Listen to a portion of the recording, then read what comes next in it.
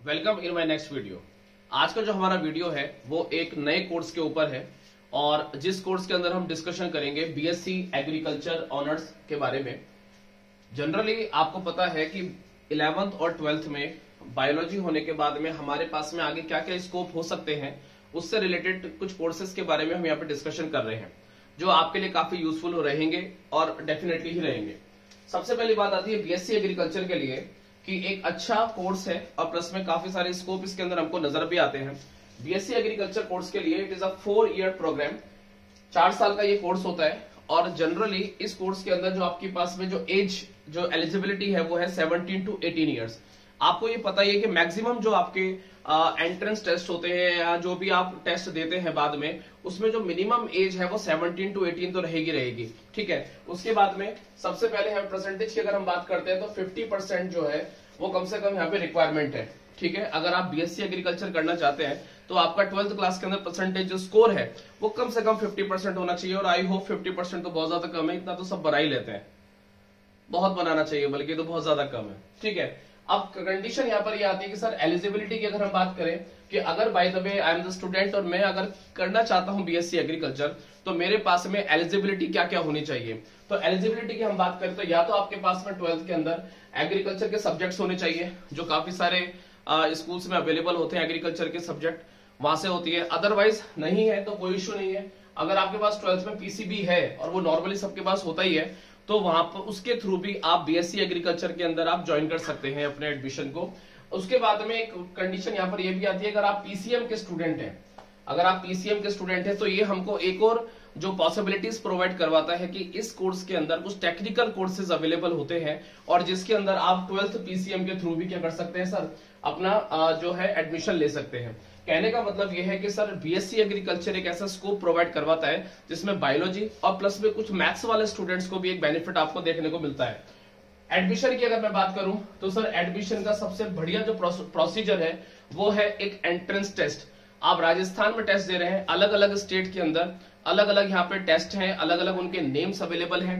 अगर आप राजस्थान से हैं और राजस्थान के अंदर आप बीएससी एग्रीकल्चर करना चाहते हैं तो यहाँ पर एक टेस्ट जो है वो अवेलेबल होता है और इस टेस्ट का नाम है जेईटी यानी कि ज्वाइंट एंट्रेंस टेस्ट। ठीक है, मैंने यहाँ पर मेंशन भी किया हुआ है कि ज्वाइंट एंट्रेंस टेस्ट जो है it is only for Rajasthan. Rajasthan वाले जो स्टूडेंट्स होते हैं उनके लिए ही यहाँ पर ये एलिजिबल रहेगा। इसके बाद में यहाँ पर अपन देखें तो कुछ सेंट्रल यूनिवर्सिटीज जो है, कुछ क्या है यहाँ पे, कुछ सेंट्रल यूनिवर्सिटीज भी अवेलेबल है और ये सारी की सारी जो सेंट्रल यूनिवर्सिटीज हैं ये भी क्या करती है, आपको प्रोवाइड करवाती है सर यहाँ पे किसमें, बीएससी एग्रीकल्चर के अंदर एक एडमिशन। बीएससी एग्रीकल्चर में क्या करवाती है सर, ये एडमिशन प्रोवाइड करवाती है।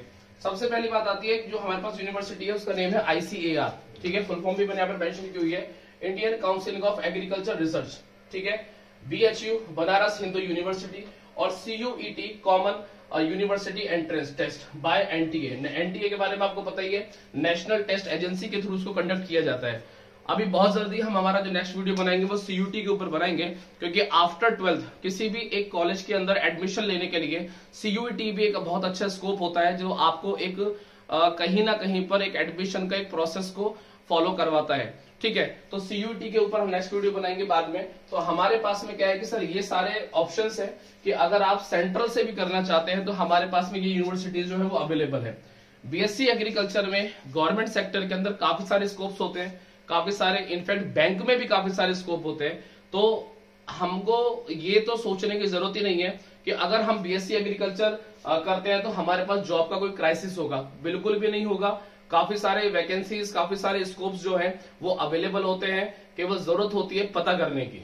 ठीक है, लैक ऑफ नॉलेज की वजह से हमको ऐसा लगता है कि ये जो कोर्स है हमारे लिए यूजफुल पता नहीं होगा या नहीं होगा, यू कोर्स यूजफुल ही है। ठीक है, अब बात करते हैं यहाँ पे गवर्नमेंट कॉलेज की। तो जनरली अगर आपका जेट के थ्रू, अगर आप ज्वाइंट एंट्रेंस टेस्ट के थ्रू अगर आपका एडमिशन हो जाता है और आपका काउंसलिंग के थ्रू अगर आपको कॉलेज प्रोवाइड हो जाता है और आपको गवर्नमेंट कॉलेज अगर मिलता है तो आपकी जो फीस रहेगी वो रहेगी 6000 to 8000 पर ईयर। और मैं तो आपको ये रिकमेंड करूंगा कि सर आप पेपर को क्लियर करने के बाद में ही आप बीएससी एग्रीकल्चर में एडमिशन लें। क्यों? इसका सबसे बड़ा रीजन ये है, एक तो क्या होता है गवर्नमेंट कॉलेज से करने के बाद में आपके जो जॉब लगने के चांसेस होते हैं वो बहुत इंक्रीज हो जाते हैं। इसके अलावा जो स्कोप है आगे के लिए वो भी बहुत हमारा जो है वो क्लियर रहता है। ठीक है, अगर बाय द वे इनमें नंबर नहीं आता है तो हमारे पास में एक सेकंड ऑप्शन भी है। सेकंड ऑप्शन है हमारे पास में एफिलेटेड कॉलेज। एफिलेटेड कॉलेजेस क्या होते हैं? एफिलेटेड कॉलेजेस वो हैं जो एक्चुअल में गवर्नमेंट्स के नॉर्म्स को फॉलो करते हैं। क्लियर है? गवर्नमेंट्स को, लेकिन इनकी जो फीस स्ट्रक्चर होगी वो गवर्नमेंट कॉलेज के कंपैरिजन में काफी डिफर होती है। इसलिए मैंने आपसे कहा कि मैं रिकमेंड करूंगा कि आप एंट्रेंस टेस्ट की अच्छे से प्रिपरेशन करने के बाद में ही आप आगे चलें। पेपर का अगर फॉर्मेट की मैं बात करता हूं तो पेपर में हमारे पास फिजिक्स, केमिस्ट्री, बायोलॉजी जो आपका 11th-12th का जो सिलेबस होता है वही आता है और मैक्सिमम पेपर्स में, मैक्सिमम एग्जाम्स में वही सिलेबस आता है। ठीक है, हमारे पास कोर्स है ये 4th ईयर का, और 4 ईयर के पास में 4 ईयर के अंदर हमारे पास यहाँ पर जो सेमेस्टर्स है वो कितने हैं यहाँ पे सर? 8 सेमेस्टर्स है। क्लियर है? 8 सेमेस्टर्स अवेलेबल है यहाँ पे, ध्यान देंगे अच्छे से। सब्जेक्ट जो है हमारे पास में इन ईच सेमेस्टर वो हमारे पास में रहेंगे सर 9 to 10, अप्रोक्सीमेट 9 to 10 जो है सब्जेक्ट रहेंगे। दे आर नॉट एग्जैक्ट, लेकिन अप्रोक्सीमेट क्या रहेंगे? 9 to 10 सब्जेक्ट्स रहेंगे। 9 to 10 सब्जेक्ट के बाद में इसमें एक सबसे इंपॉर्टेंट चीज ये है कि आपको थ्योरी तो पढ़नी ही है, लेकिन बीएससी एग्रीकल्चर के कोर्स में एक बहुत बड़ी इंपॉर्टेंस होती है किसकी सर? प्रैक्टिकल की। और इसलिए प्रैक्टिकल करवाया जाता है इसमें 7 और 8 सेमेस्टर में। वैसे हर सेमेस्टर में चलता है, लेकिन 7th और 8th सेमेस्टर जो है आपका वो है ही प्रैक्टिकल पर बेस्ड, तो प्रैक्टिकल यहाँ पर करवाए जाएंगे। इसके अलावा यहाँ पर प्रैक्टिकल में कुछ कोर्सेज चलते हैं, कैसे? जैसे ईएलपी है, मैंने यहाँ पे लिखा हुआ जैसे एक्सपेरिमेंटल हो गया है ना, तो एक्सपीरियंशियल लर्निंग प्रोग्राम हो गया, सॉरी है ना, एक्सपीरियंशियल लर्निंग प्रोग्राम। ये क्या करेंगे? आपको विलेजेस में भेजेंगे, आपको एक ग्रुप बनाकर विलेजेस में भेजेंगे, आपको वहां पर मिलवाएंगे लोगों से, आपको एक प्रोग्राम एनजीओ से कनेक्ट करके बताएंगे एग्रीकल्चर कैसे होता है, सीड्स का इंपॉर्टेंस कैसे होता है, कैसे फार्मिंग होती है एंड ऑल। ठीक है, सेकंड हमारे पास में है RAWE, है ना, रूरल एग्रीकल्चर वर्क एक्सपीरियंस। तो ये वाला भी हमारे पास में है। ये भी क्या होता है? बेसिकली आपको जो ग्रुप्स बनाकर और आपको नॉलेज प्रोवाइड करवाई जाती है प्रैक्टिकल। याद रखें, बीएससी एग्रीकल्चर के अंदर सबसे ज्यादा इंपॉर्टेंट चीज ये है प्रैक्टिकल। अगर आपको इसमें प्रैक्टिकल के कंसेप्ट अगर क्लियर है तो ये कोर्स आपको एक बेहतरीन, एक बहुत ही शानदार जॉब प्रोवाइड करता है। ठीक है, तो आई होप कि आपके जो डाउट्स हैं वो यहाँ पे सारे क्लियर हो गए होंगे कोर्स से रिलेटेड। नेक्स्ट जो वीडियो रहेगा हमारा वो एक अलग कोर्स के लिए रहेगा, सेपरेट कोर्स के लिए रहेगा, जो डेफिनेटली हमारे लिए यूजफुल रहेगा। बाद में आपकी चॉइस पर डिपेंड करता है कि आप किस कोर्स के अंदर एडमिशन लेना चाहते हैं, depends on the you. Okay, thank you so much, मिलते हैं नेक्स्ट वीडियो में।